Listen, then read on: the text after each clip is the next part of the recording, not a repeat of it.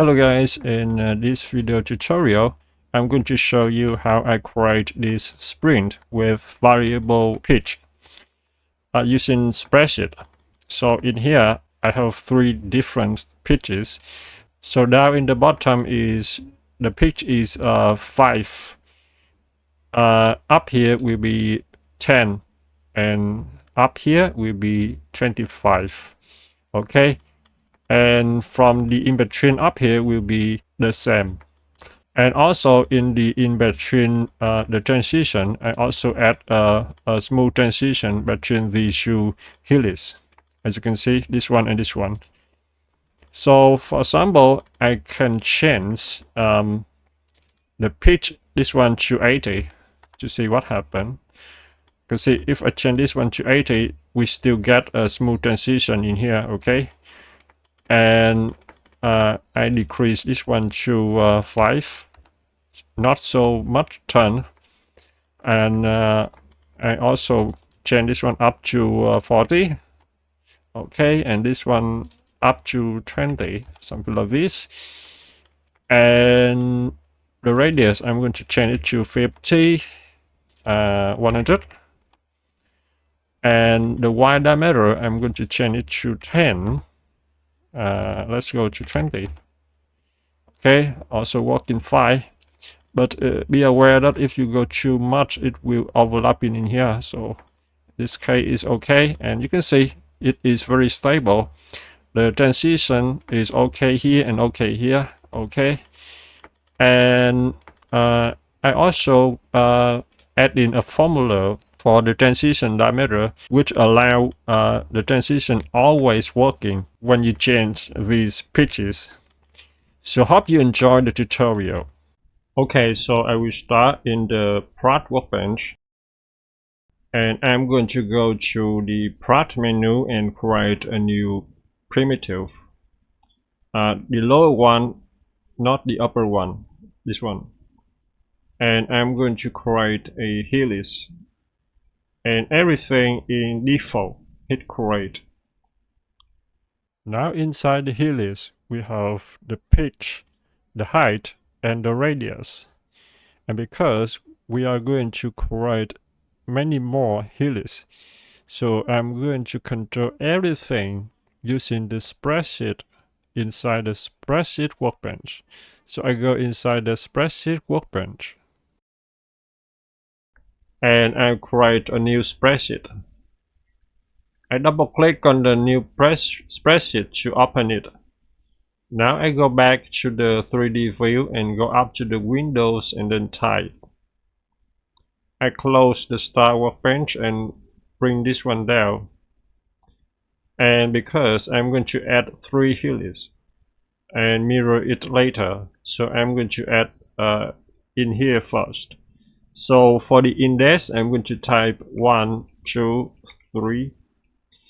And the first value will be the pitch. And the second one, I also want to add the turns. I want to control the turns instead of the height. It allows me to control the helix easier. The height, I also want to add the height. So the height will be calculated based on the pitch and the turns. Down here, I also want to add a radius. And because all of these helix sharing the same radius, so I only need one radius. I give it 25. So for the pitch, the first one will be 5, 10, and let's give this one to 40. So I make the last helix with a big pitch. So for the turns, 1, 2, and then 6. The third one should be 12 turns, but because I mirror it, so I just need 6 in here. So before I calculate the height, I need to rename the alias. So I need to add the alias. So I add the alias in here, pitch 1. and I'm going to copy this one and I'm going to paste here. Change this to true. Doing the same for the tons.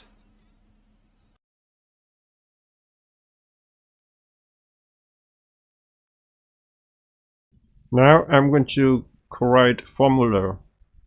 For the first one will be the pitch 1. I'm going to multiply with the ton 1. Enter.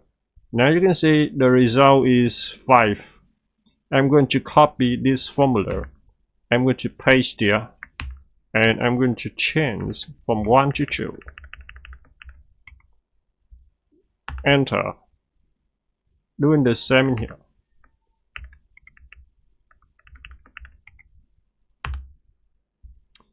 And I also add the alias.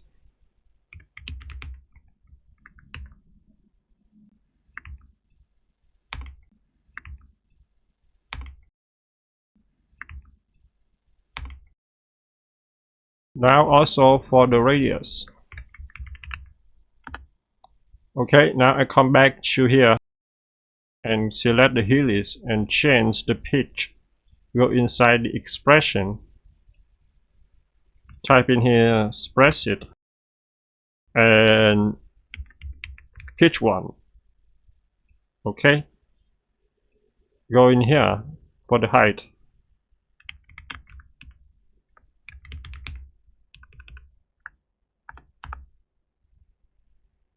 And in here for the radius.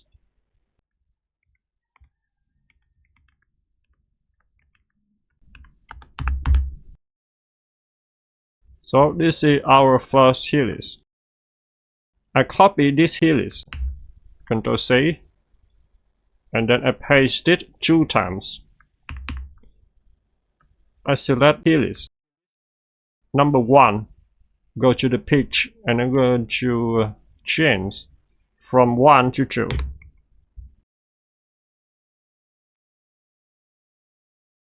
Okay, but now I also want to bring the helix 1 up to this position, which is the height 1.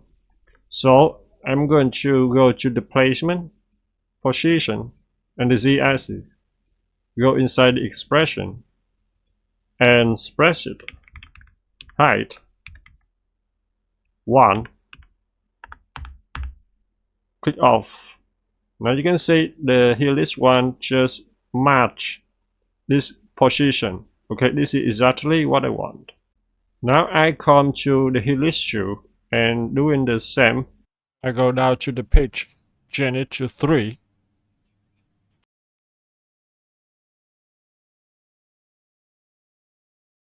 And the z-axis, I'm going to change spreadsheet, height 1. I'm going to add height 2. Okay, you can see the result is 25. Click OK, click off. Okay, now we have 3 helix. But if you go to the right view, you can see this is the helix 1. You can see they are touching, but there is no continuity in between. So later, if you sweep in between, you will get an intersection geometry in between. So I'm going to first cut in this area and also this area in here, and I'm going to patch in between using the plane curve in the surface workbench. So I go to the part workbench. Before I cut, I need to Ctrl Select V3, and I'm going to connect it first. Okay, now I go to create a new sketch in the right view and view the toggle section. I'm going to reference this middle helix and select everything and hit G and N to turn that into construction. I will create 2 circles. I select these 2 circles and hit E for eagle. Now I come back to the spreadsheet and I'm going to create a value, a variable transition diameter, something like this, and I'm going to give it 4 and select it, go to the alias transition diameter. Now I come back to here and set the diameter, go inside the expression and go to the spreadsheet and transition diameter, OK and OK. Now I close. Now you can see you should have 2 circles like this. Next step, I will extrude this circle to 100. Click OK. Now I control select the connect and the extrude later, and I'm going to cut it. Yes. Now we have gaps in between. But I also want to control the transition diameter a little bit better. So if you type in here a really big number, later it will cut down in the bottom geometry and the upper geometry. It is really bad, so I don't want that. So instead of typing here manually, I'm going to set I'm going to looking for the smallest number from these 3 pitches, from B2 to B4. So I'm going to looking for the smallest number from B2 to B4. Okay, to make sure this diameter is not too big, hit enter. Now you can see it returned 5. So if I change this one up to 11, so this one will return 10, okay, which is the B2, B3. So I change this one back to 5, okay. Now the next step is I'm going to bridge in between using the surface workbench. Go inside the surface workbench, and I control select the top first and the bottom later, and I'm going to create a plane curve.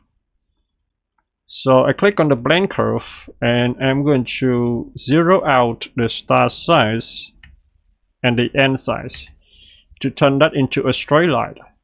So now you can see the plane curve have the correct position with the upper geometry, but the wrong position with the lower geometry.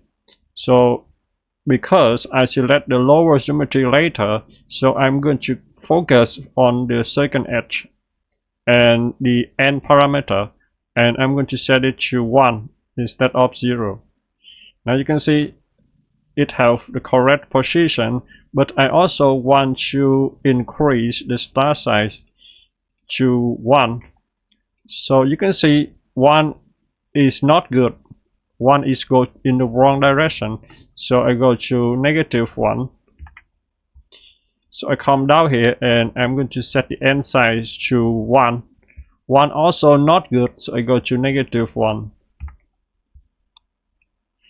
Okay, but because this one is a helix, so I'm going to set the continuity to 1 and 1. Okay, so now we just connect in between these 2 helix. Doing the same, I select the upper geometry and the lower geometry down here and create a plane curve. Doing the same, I zero out the start size and the end size to see what's happening. And again, for the end parameter, and set it to 1. And I go to the start size, set it to 1. 1 is not good, so I go to -1. Set the end size to 1. 1 also not good, so I go to -1. And change the end continuity to 1 and start continuity to 1. The next step is I'm go to the plot workbench. I hit Shift B and select everything. And you can go to connect, or you can go to the union, also the same. Go to the union, and the next step is I'm going to mirror it, but I need to create a mirror plane. So I create a new sketch in the front view. I will reference this point and select this point and hit G and N to turn that into construction. I create a line horizontal, select this line and this point, hit C. I will extrude this sketch, symmetric, and I go to 100. And select the fusion and I go to the mirror. Select reference and select this one. And hit OK. Now I hide the extrude 001. The next step is, you can see they are touching exactly but have the wrong direction. So I click select the mirror and I go to the scale. I go to plot and looking for the scale. And I go to the non-uniform scaling, a scale in the y-axis. -1, click OK. Now again I hit Shift B and select the issue and go to the union. The next step is I will create a circle down here. I control select this point and this line. I create a sketch normal to edge. I create a circle right in the center, and I'm going to add the Y diameter. I'm going to give it 5 mm, and for the alias I'm going to add the alias Y diameter, and in here I hit D and I'm going to set the diameter expression.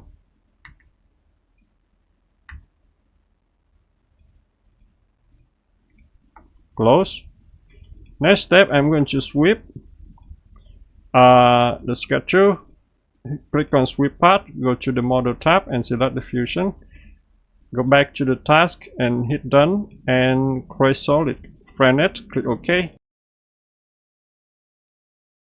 You can see how the transition in between right here. Now I can freely change this one to 20. Click off. This one to 30. This one to 80. Okay. Change the turn 8. In between, the third one is 10. Something like this. And the radius can go to 50. Okay, and everything is parametric. So that's it for the tutorial. Thanks for watching and see you in the next video.